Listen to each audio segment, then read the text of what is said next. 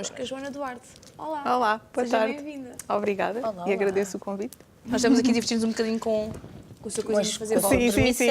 É Com mesmo, permissão, para, nós pedimos é permissão. mesmo para isso. Nós divertimos com estas pequenas coisas. É o que vale. Então o que é que vem aqui apresentar? Pronto, neste caso venho apresentar o meu projeto, que é Mall Design Weddings. Como o próprio nome diz, trabalho a área dos casamentos, ou essencialmente casamentos, porque nós fazemos mais eventos que não só os casamentos, batizados, aniversários ou outro evento corporativo que possa haver, de alguém que nos procure. É uma área onde eu já trabalho há alguns anos. Começou um bocadinho por graça e por acaso, porque eu estou a trabalhar nesta área já e com a molde há praticamente 10 anos. Uau. Sim, Isso é muito tempo. bastante tempo. Como eu explicava há pouco, hoje em dia já se vê coisas muito giras nesta área em Portugal, mesmo muito giras e muito boas, com muita qualidade. Há 10 anos atrás não era tanto assim. E a molde apareceu precisamente para preencher um bocadinho essa lacuna, porque foi uma altura em que eu tinha muitos amigos a casar, que procuravam coisas diferentes, essas coisas não existiam, eu era designer gráfica e então pediam-me a mim para fazer, essencialmente, de início, os convites. Isto começou tudo pela troca de palavras, pois as coisas corriam bem, no fundo, e eu percebi que era uma área que efetivamente podia ser trabalhada de uma forma criativa diferente do que até aí era feito. Lá está, hoje em dia já é como eu digo, já há coisas muito giras. Foi um mercado que cresceu imenso. É verdade. E acho que cá, neste momento, fazem-se coisas tão ou melhores do que lá fora. Muito sinceramente, nós temos muito bons profissionais. Evoluímos, não é? Evoluímos muito. Sobretudo há uns 5, 6 anos para cá. Acho que houve um boom enorme e um boom de coisas muito boas e de pessoas criativas muito boas. E pronto, lá está. Comecei com os convites, entretanto surgiram outro tipo de peças, porque também havia essa necessidade. Eu não faço decorações no local, sim, mas fazemos peças decorativas para esse dia, ou lá está, ou outro. Nós fazemos, no caso das peças de madeira, nós fazemos muitas peças que não são para casamento, seja para as pessoas terem como peça decorativa em casa. Ou, aliás, há muitas peças que nós tentamos pensar nelas de maneira a que depois tenham uso, sim, sem ser especificamente para aquele dia. Para não ser aquela coisa de, ok, eu vou comprar... Ficar preso só aquilo. Só aquilo e depois vai para casa, fica fechado numa gaveta, não se usa, já não serve para nada, ou fica fechado no sótão ou na cave. Sim. Portanto, aqui o objetivo é poder as coisas poderem ser usadas depois. Não está aqui hoje, mas temos, por exemplo, uma árvore em madeira para as pessoas pendurarem umas mensagens pequenininhas. O objetivo dessa árvore depois é para nós mulheres, para pôr aos fios, às pulseiras, aos anéis. Pronto, tem tudo assim um bocadinho dupla função. Mesmo os porta-alianças, depois dá para pendurar numa parede ou ter como objeto decorativo em casa. Tentar encontrar aqui, no fundo, uma forma de reutilizar as peças sem que sejam só para aquele dia. Exceto os convites e o restante estacionário, lógico. Também se pode guardar. Também se pode guardar. Eu acho que guardava, estão giros. Bem, nós já falamos bastante do tema, mas agora vamos gastar um tempinho para a conhecer. Ok. Então, onde é que a Joana é? Eu sou de Lisboa, tirei design no IAD, tirei design gráfico, neste caso, e toda a vida trabalhei nessa área. Portanto, quando terminei o curso, comecei a trabalhar, fui trabalhando por algumas agências e ateliês de design, essencialmente ateliês de design. Sempre gostei muito de ilustração, portanto, também fui fazendo algumas coisas por fora. Comecei depois também por ter um blog onde tinha precisamente essas ilustrações com os bonequinhos que eu fazia, que às vezes ainda faço também. E depois, quando comecei a trabalhar com a molde, chegou a um ponto que ou trabalhava em agências ou em ateliês, ou trabalhava no meu projeto. Cheguei a uma fase que ou crescia ou continuava na mesma, e isso não seria opção, portanto, ou desistia ou continuava, e neste caso optei por apostar no meu projeto. Mas pronto. avançou muito rapidamente. Nós queremos conhecer como é que era a Joana em pequenina. Em pequenina? Era que era muito sossegada ou era assim mais rebelde? Era sossegadinha. Era sossegadinha. Gostava muito de desenhar e gostava muito de desenhar histórias. De fazer ilustração que contasse qualquer coisa. E lembro-me, e adorava brincar com Legos. E Legos acho que sempre foi o meu brinquedo favorito e a minha... Não eram as bonecas, eram os Não Legos. eram as bonecas, eram os Legos. Tanto que eu lembro-me que a minha mãe a brincar dizia: tu se calhar vais ser arquiteta, porque eu gostava de brincar com Legos e fazia muitas construções, às vezes nem era tanto aquela coisa de estar a brincar com os bonequinhos, que brincava, lógico, mas gostava muito de construir, de fazer construções. O que é que eu posso dizer mais da minha pessoa? Quais eram os seus outros hobbies na altura? Hoje em dia já não, mas eu toquei violino durante muitos anos. Violino? Andei no conservatório ainda 6 anos, mas depois chegou a um ponto, lá está, que eu era uma coisa profissional, ou seguia a via profissional, ou teria que me dedicar. Foi na altura, isto foi uma altura em que, quando eu entrei para a faculdade, lá está, ou seguia a parte de música ou a faculdade, faz duas coisas e ia ser complicado de gerir. Eu gostava muito de violino, mas não era aquilo que queria fazer na Então minha ficou vida. pela faculdade. Fiquei pela faculdade, tirei o curso de design. E quando era pequenina, gostava de escola? Gostava de escola, fiz natação durante muitos anos. Disciplinas favoritas? Português. Português. Gostava Porquê? muito de Gostava português. muito de ler? Gosto muito de ler, sempre gostei muito de ler. Hoje em dia não leio muito porque não tenho tempo, Pois. mas gostava muito de ler, sim. E lia o quê? Eu lembro-me que os primeiros livros que comecei a ler foram os de Uma Aventura e dos 5, e adorava ler os 5. Lembro-me dos almoços ou dos lanches que eram descritos nos livros.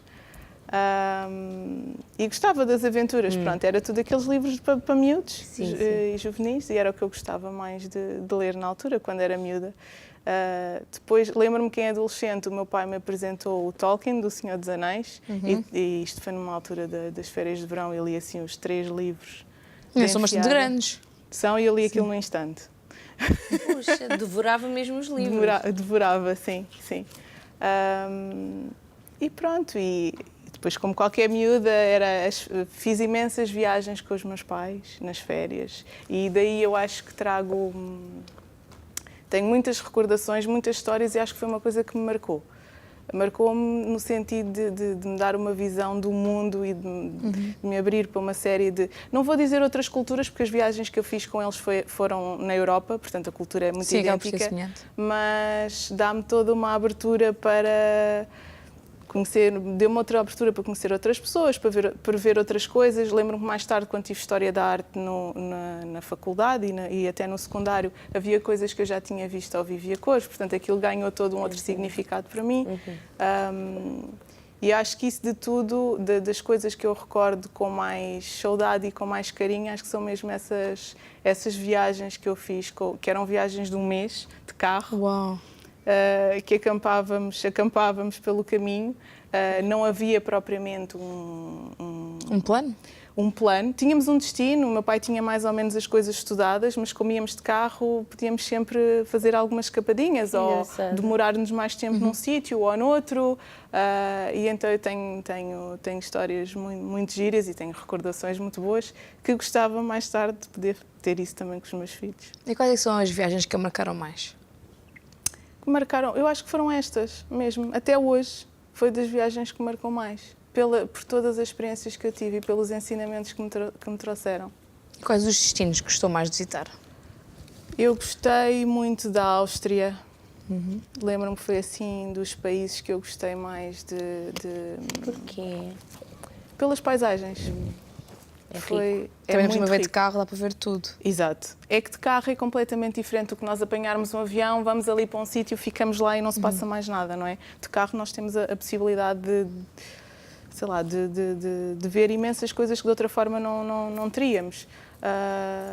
E eu tive isso, pude usufruir disso nessas viagens, portanto não tenho uma viagem favorita, lá está, são momentos, são acontecimentos, portanto não vos consigo dar um destino ou uma cidade, consigo é pelas lembranças e pelas recordações que tenho, que são muito giras, pronto.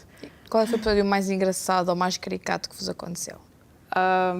Eu sempre fui péssima à matemática. E tenho um com os meus pais, que ainda hoje isto é a história de gozo na família. Porque estávamos em Veneza, eu estava com os meus pais em Veneza e eles têm imensas lojas. Veneza tem muitas máscaras e não são fantoches, são marionetas, é conhecido pelas suas marionetas e tem coisas muito giras.